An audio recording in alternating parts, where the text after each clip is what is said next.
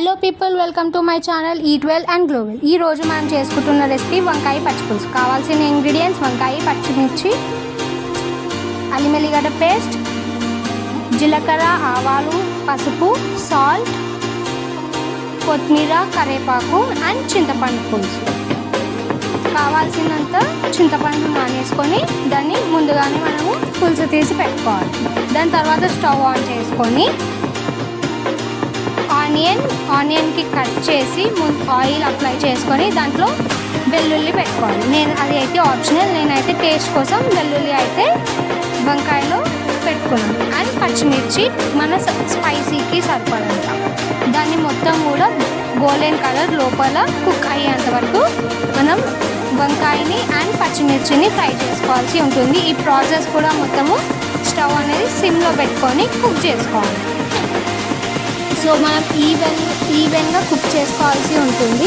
సిమ్లో పెట్టుకోవడం వల్ల మనకి మిర్చి కాలేటప్పుడు ఆ ఘాటు అనేది తగ్గదు. అలాగే మనకి మిర్చి సాఫ్ట్గా కూడా కుక్ అవుతుంది లోపల నుంచి. మనం చింతపండు పులుసులో మిక్స్ చేసుకునేటప్పుడు మనకి ఆ స్పైసీ అనేది తెలుస్తుంది. అలాగే మిర్చి కూడా సాఫ్ట్గా స్మాష్ చేసుకోవడానికి వస్తుంది. లేదంటే పైన స్కిన్ మాత్రమే మనకి మ్యాష్ చేసుకోవడానికి వస్తుంది. సిమ్లో పెట్టుకొని కుక్ చేసుకున్నాక మిర్చి అనేది తీసి చింతపండు పులుసులో వేసుకోవాల్సి ఉంటుంది.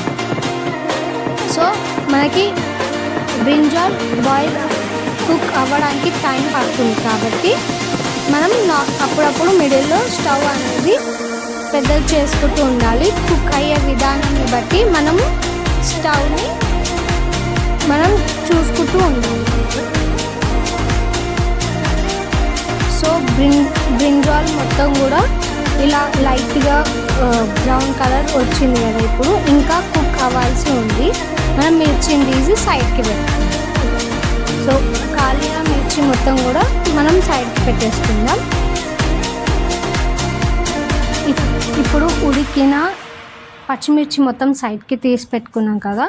అలాగే బ్రింజాల్ ఉడికిన తర్వాత కూడా దానిపైన ఉన్న పీల్ అనేది మొత్తం తీసేసి మనము చింతపండు పులుసులో వేసుకోవాల్సి ఉంటుంది.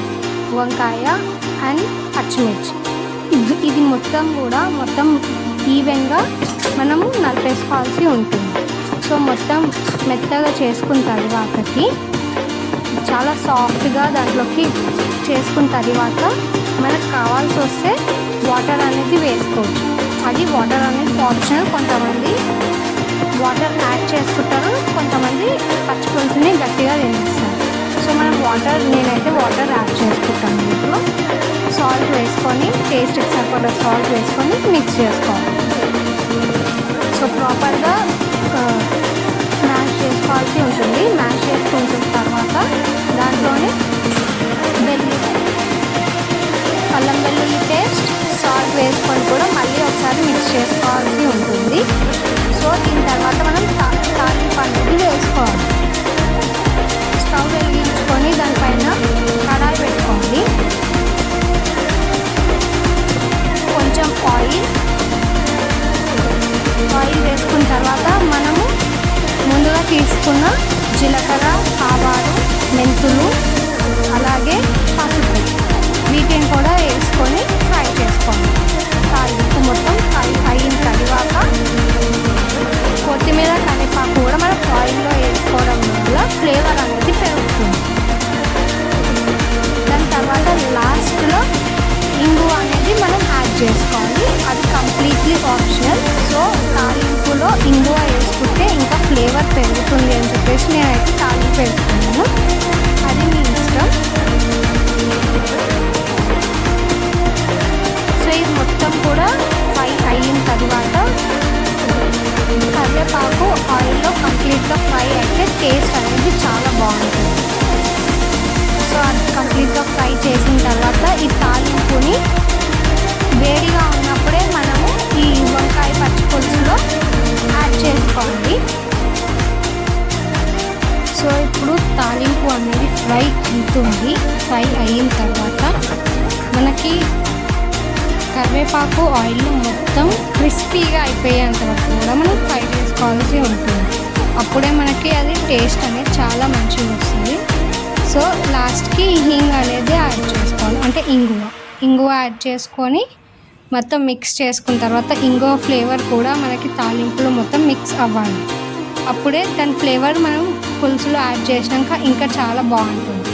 సో వేడిగా ఉన్నప్పుడే మనము పులుసులో అనేది యాడ్ చేసుకోవాల్సి ఉంటుంది. తాలింపుని యాడ్ చేసుకున్న తర్వాత వేడి రైస్లో సర్వ్ చేసుకుంటే వంకాయ పచ్చి పులుసు గీ వేసుకొని చాలా టేస్టీగా ఉంటుంది. ఎంతో టేస్టీగా ఉండే వంకాయ పచ్చి పులుసు రెడీ. సో మీరు కూడా ట్రై చేయండి, లైక్ చేయండి, సబ్స్క్రైబ్ చేయండి ఛానల్ని అండ్ సపోర్ట్ చేయండి.